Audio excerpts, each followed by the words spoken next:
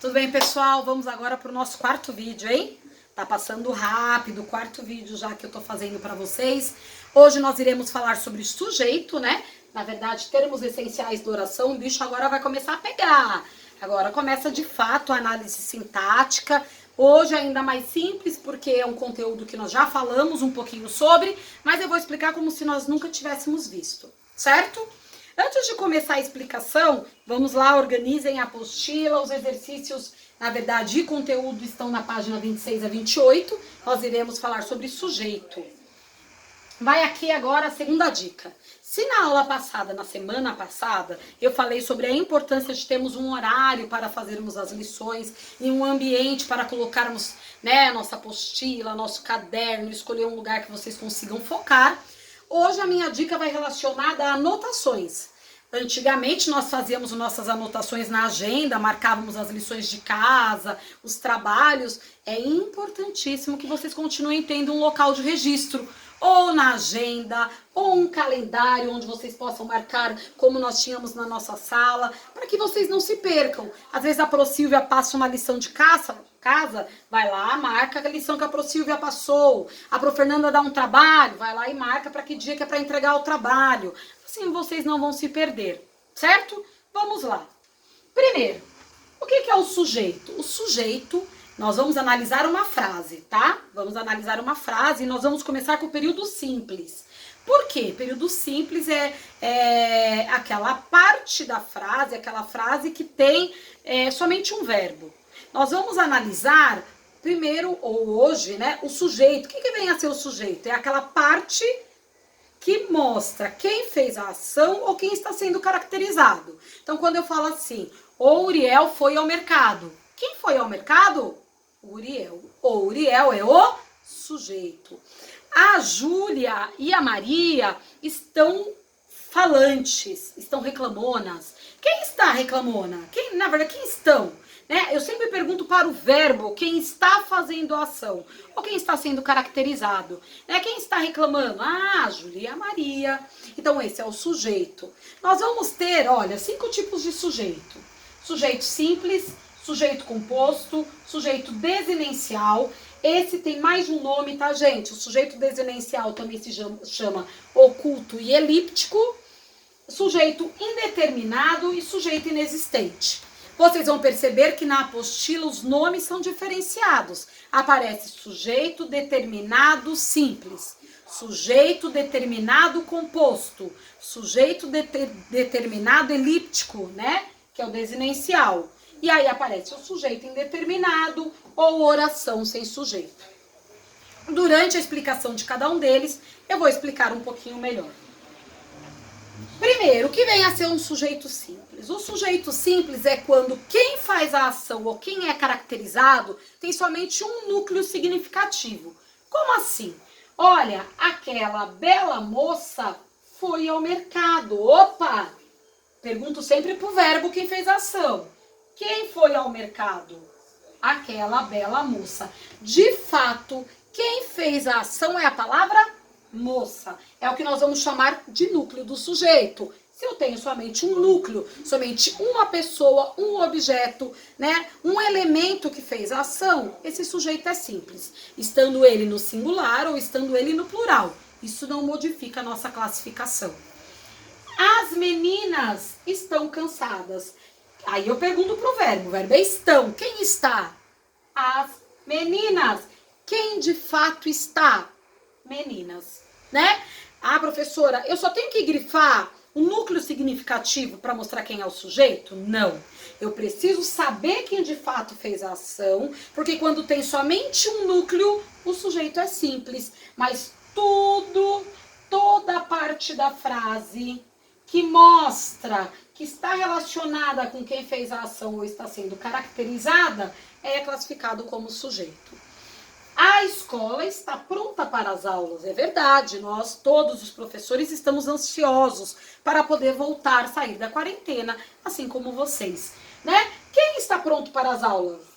Quem está? A escola. Então, qual é a palavra que mostra quem é que de fato está pronto? É a palavra escola, um núcleo. Percebam que meninas está no plural, mesmo assim ainda é sujeito simples. E escola está no singular, sujeito simples. Então, se eu tenho um núcleo significativo, o sujeito é simples. Quando eu tenho mais de um núcleo, olha lá, o rádio, a televisão e a internet são veículos importantes para a sociedade. Quem é importante para a sociedade? O rádio, televisão, internet. Quando eu tenho mais de um núcleo significativo, o meu sujeito é composto.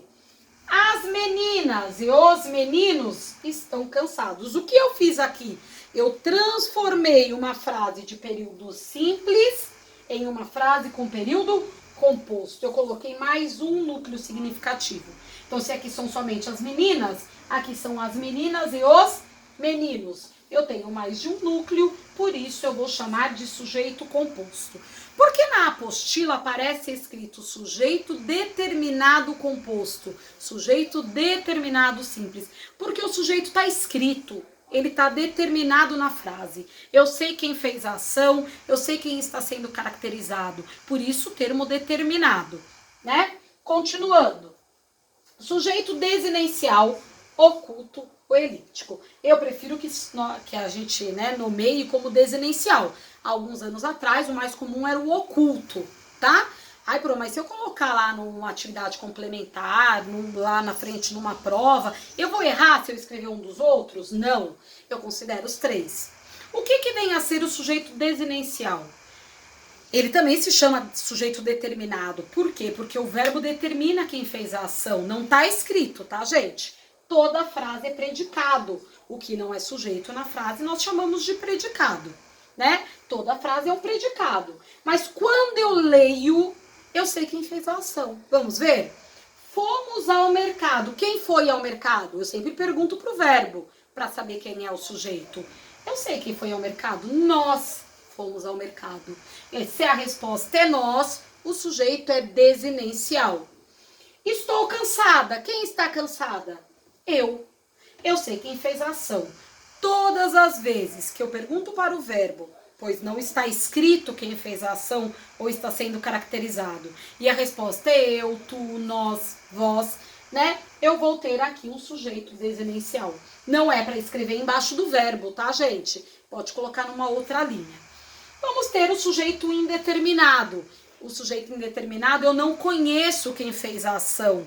A resposta para quem fez a ação vai ser eles. Cantaram a noite toda. Quem cantou? Eles. Eu não conheço eles. Ontem falaram a verdade. Quem falou? Eles. Então, quando eu pergunto para o verbo e a resposta é eles, o meu sujeito é indeterminado. Toda essa parte que está escrita aqui não é sujeito, isso daqui é predicado. O meu sujeito, ele é indeterminado, ele não está escrito. Também vai acontecer o sujeito indeterminado quando eu tiver o verbo em terceira pessoa do singular, ou seja, concordando para o ele, mais o pronome se.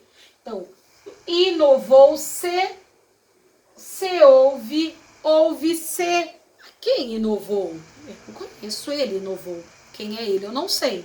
Olha, inovou-se em materiais. Não se ouve mais falar disso. Né? Quem não ouve? Não se ouve. Eu não sei quem de fato está fazendo a ação. Continuando. O que vem a ser um sujeito inexistente ou uma oração sem sujeito? De fato, não tem quem fez a ação. Né? Por quê? Porque eu estou falando de tempo. Eu estou falando de tempo meteorológico, de tempo de horário, né? Olha, são 3 horas. Eu consigo perguntar quem são? Não consigo. Então, são 3 horas é uma frase com sujeito inexistente. Choveu muito, nevou bastante ontem, garoou. Eu tenho verbos impessoais que não apresentam quem fez a ação. O verbo haver é um verbo impessoal muitas vezes também, onde quando ele se coloca, aquela oração, aquela parte da frase é uma oração sem sujeito. Nós vamos ter a explicação um pouquinho melhor de oração sem sujeito na apostila de vocês, na página 28. Lá tá falando sobre uma oração sem sujeito, sobre o que é um verbo impessoal, certo? Depois de ouvir essa explicação, eu sugiro que vocês façam os exercícios das páginas 28 e 29. São poucos, Por isso, depois eu vou disponibilizar mais exercícios na apostila, no caderno de vocês. Olha lá. E já chegou o momento, né? Daqui a pouquinho, chegou agora. Classifique no seu caderno os sujeitos dessas frases. Eu vou falar e aí eu vou saber quem fez, hein? Porque nós vamos ver lá no Jitsi. Primeira frase. As crianças estão brincando na pracinha. Tá escrevendo aí? Dá uma pause no vídeo, pausa aí o vídeo. Vai lá pegar o seu caderno agora. E aí você vai começar agora a fazer um exercício. Coloca lá o enunciado. Classifique no seu caderno os sujeitos dessas frases. Foi? Depois você deu pausa e voltou. Primeira frase. As crianças estão brincando na pracinha.